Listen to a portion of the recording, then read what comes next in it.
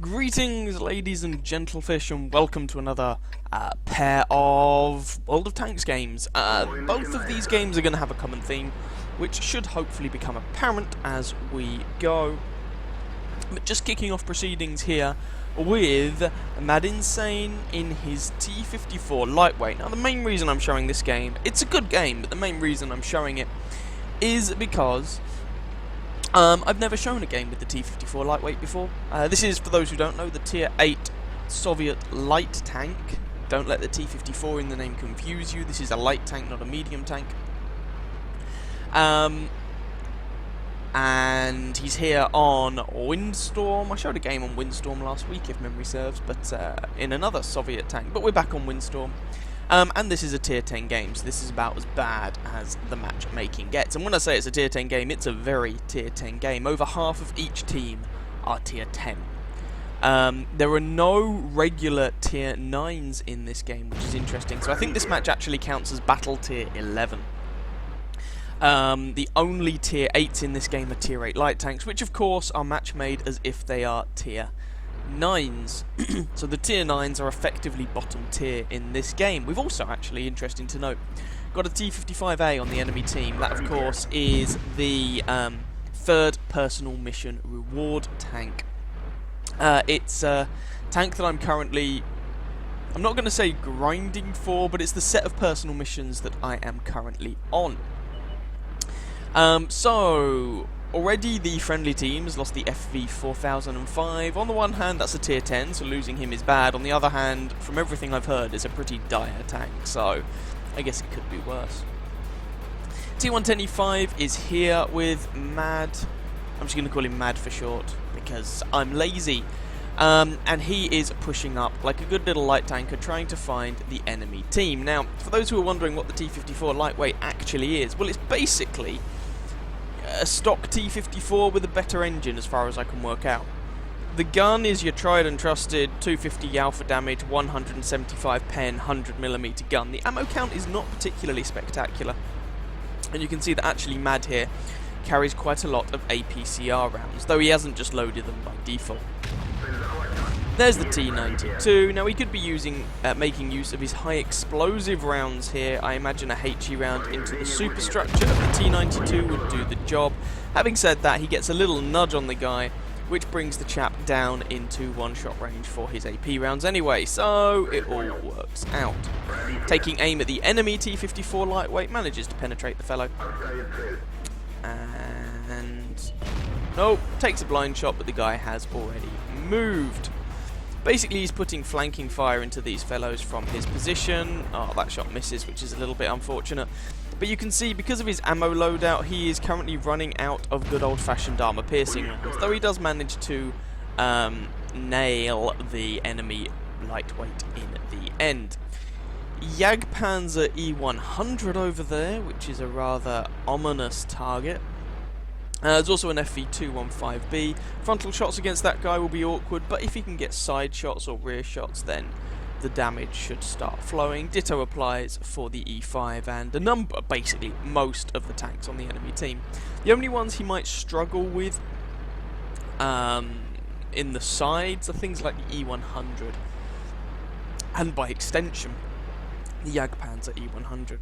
There's Leopard prototype, not got the best armor in the world, and there we go. 247 leaves the guy a one-shot for exactly average damage rolls from this gun. Will he be a one-shot? Will he be a two-shot? Will someone else pick up the kill? Who knows? There's also a Leopard 1 in the town who, of course, is on low health. Now, Mad has to be a little bit careful here, in common with most Soviet tanks. The gun depression on this tank is not fantastic, though those of you who have played your way along this line, including me, might be gratified to hear that it looks to be better than the terrible 3 degrees you get on the LTTB.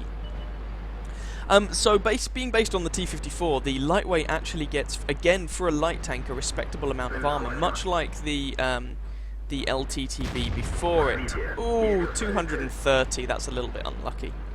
WZ appears to be engaging someone, so depending on what way he's looking, Mad might have shots into that fellow's side. He doesn't have to actually really crest this ridge. Ah, it bounced.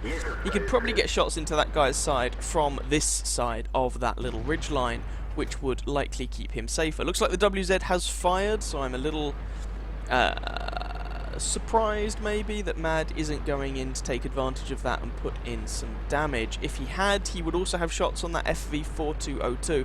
So a little bit of target focus here. He's focusing on, well, on people the other side of this ridge line.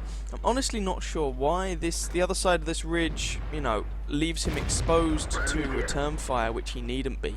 Worth pointing out, of course, this target is the FV4202. This replay is from back when that was still a tier 10 medium tank, so that is before it got removed and replaced with the Centurion Action 10. Now, of course, the FV4202P is the tier 8 British premium medium tank. It's the only premium in the British, the only tier 8 premium in the British tech tree. Now, that shot at the front of a 215B frankly was a little on the optimistic side, and Mads missed the opportunity to shoot that WZ in the side. As I say, honestly, I mean, it's working out for him, but I think he could actually be making better use of this position. You'll notice he's now down to his APCR rounds because he has run out of armor piercing. Now, this is not your traditional light tank play. He is basically providing fire support, but he is shooting people in the sides and the rear, so he's taking advantage of flanks, which is a viable option in a light tank, providing you can keep yourself out of harm's way. Leopard prototype there. Mad doesn't really have a shot. WZ down there, he could just go down to engage this WZ while the WZ is occupied with the T110E5, and it looks like he has had a similar thought. So racing over here, and we can see that the 54 lightweight looks to be a fairly mobile machine, which is nice. And Mad could either come over this ridge, or he could have gone round the long way. It looks like the guy may not survive long enough if he were to go round the long way. So he pops over and picks up the kill, takes his first bit of damage in return from that Leopard prototype. Can he make the Leopard regret his decision? No, he can't. So that low damage roll earlier on against the Leopard is coming back a little bit to bite Mad in the bum. But all the same, the game is still going well. The scoreline is, of course, 12-9. Special note should probably go to the Batchat, who so far has racked up 5 kills. Now, of the targets remaining on the enemy team, we've got a Leopard prototype on very low health, who Mad can obviously damage and kill. We've then got an E100 and, of course, the Jagdpanzer E100. Now, because Mad is down to firing his APCR rounds, the side armor of these guys should not pose the biggest problem in the world. Though, of course, both of these are tough targets, and in general, Mad is basically not going to penetrate them from the front. He needs to flank them, he needs to get to the rear, so despite the fact that he's currently firing APCR ammunition, he still needs to use his mobility and get himself into a good position to damage these chaps. Also worth pointing out, of course, that as he is on 897 health, he is a reliable one-shot for this Jagdpanzer, so he does need to be a little bit careful, and a potential one-shot for the E100, assuming, of course, the E100 is packing the 15cm gun. Jagdpanzer is being horribly abused by this Batchat, so Mad just comes around and gives the Batchat a hand. He could probably go for the tracking shot here, but decides to go for the safer damage into the side of the Jagdpanzer's superstructure, which is perhaps a mistake because it looks like the Batchat is now in trouble.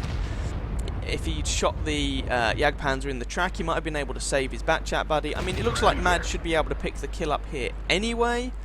So in the grand scheme of things, in that sense, maybe it won't make a huge difference. There we go. Although he does now have to deal with an E100, who is now dead, so it doesn't matter.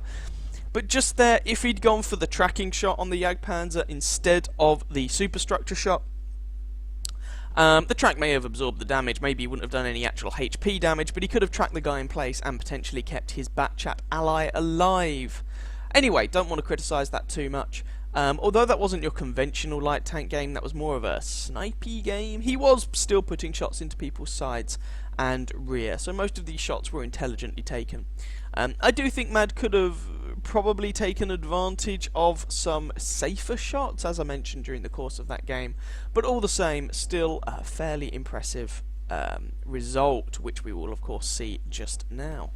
So there we go, Mad Insane got Ace Tanker, Bruiser, Fighter, Fire for Effect, and a Tank Sniper medal. That's not an award you usually see on a light tank. That is of course awarded for causing the highest damage per battle at a distance of at least 300 meters, and there was a bunch of caveats in that, but basically it's for long range shooting.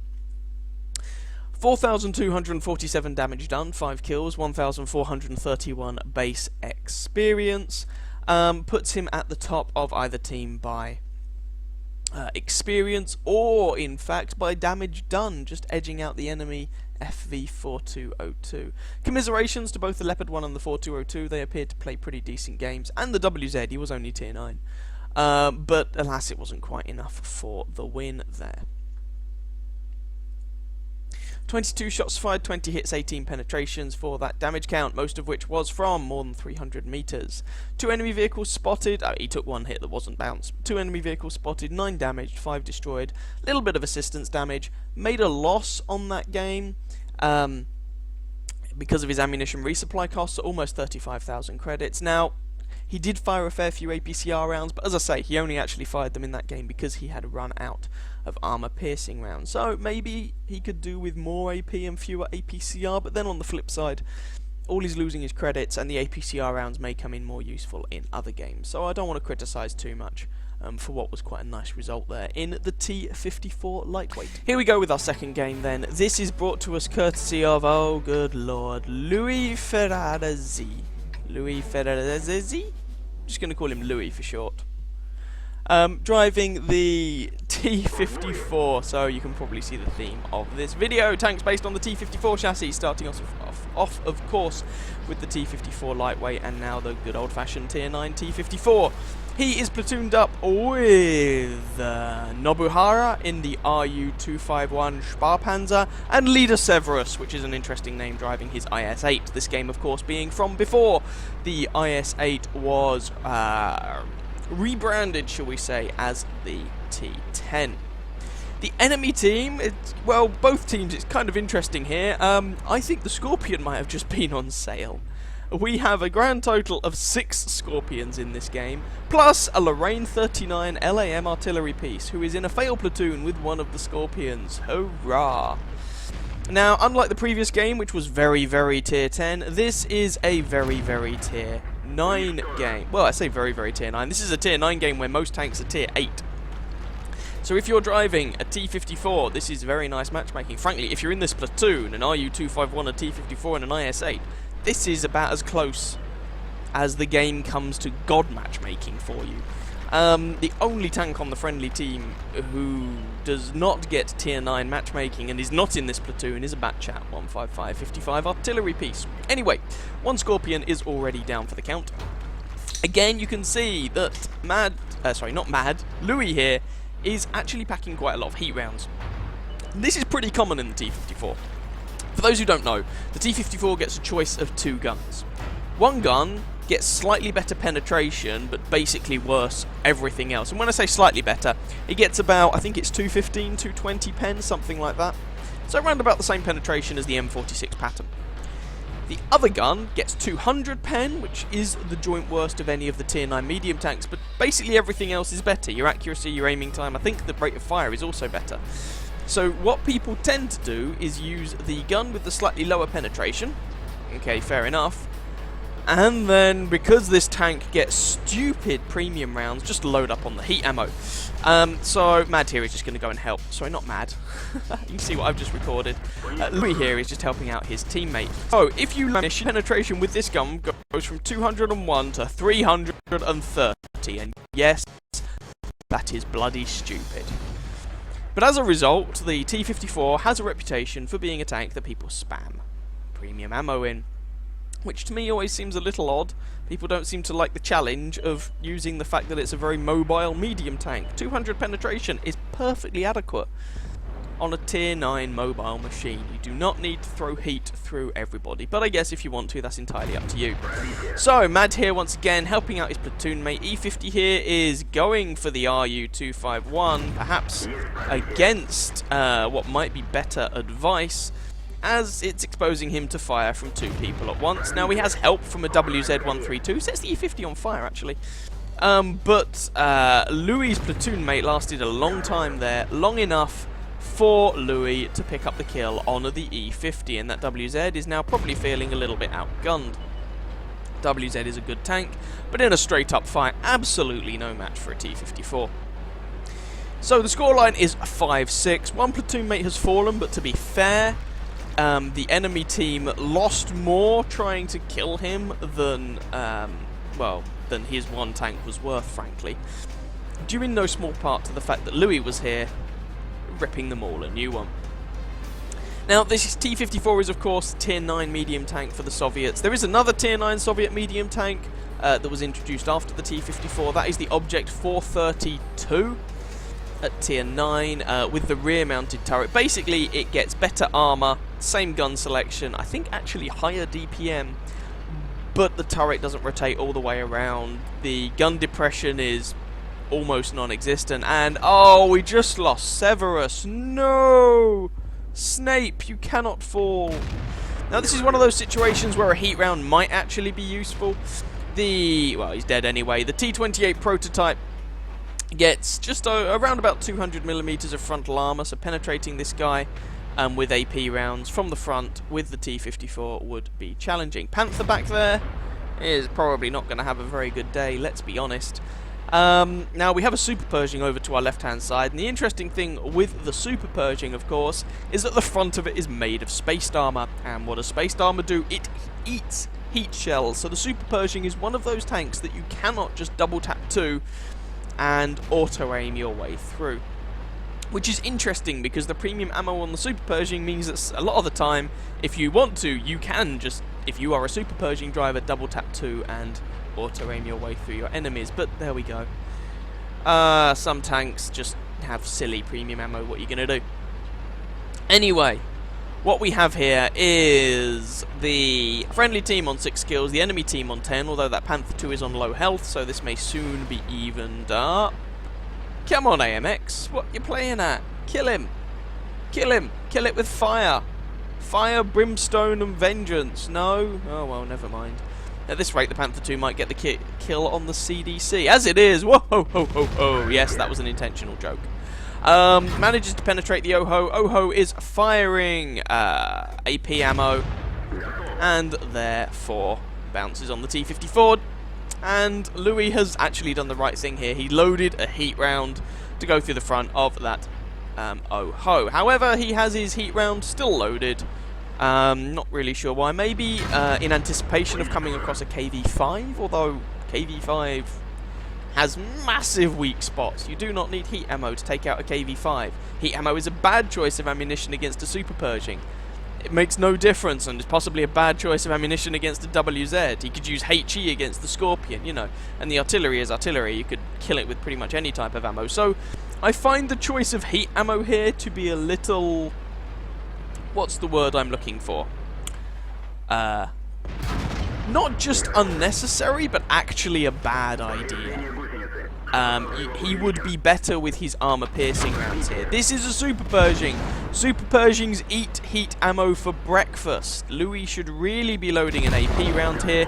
As it is, he gets by aiming for weak spots, which is exactly what he would have done with the AP ammo anyway. And ditto, the WZ. If he's going to have his heat ammo, he wants to save it for the KV-5. That is the most heavily armoured thing left in the game. That's the thing he wants to kill with heat ammo. Maybe he's just forgotten, or maybe he doesn't care. Or maybe he's not aware of the downsides of high explosive anti-tank. Anyway, I'm not going to make too much more of that. So there are 2 of them left on the friendly team. We've got Louis here in his T-54 and an M12. And his platoon mate is just telling him, by the look of it, that the KV-5 is on full health. Versus a KV-5 and 3 artillery pieces, one of whom is rather teeny. Adorably teeny. So, M53, 55, and actually Louis here switches back to the armor-piercing ammo. You might be able to get away with HE. So ironically, he switches back to armor-piercing ammo just as he comes across the most heavily armoured tank on the enemy team. And sticks with armor-piercing ammo. The guy appears to be AFK, if I'm any judge, which is a bit sad, to be honest. I mean, the chap clearly wasn't AFK from the beginning of this match because he's made it this far. And actually, if I were Louis here, I would probably be ignoring the KV-5 and going to find the artillery, because if he's AFK, the KV-5 is no threat, whereas the various different artillery most certainly are. Manages to find the M53-55, puts a shot into him, loses Timberwolf in the M12. Can he kill this guy without taking a return shot? Well, the answer is yes, but more through luck than judgment. He could have taken that shot far sooner at the M53, just snapped it out, and given him much better chances of surviving. Oh, there's an artillery piece behind him. What shall he do? The artillery piece is the Lorraine 39 LAM. Honestly, not sure why he doesn't just turn around and kill this guy. Maybe he's worried about the M12 shooting him.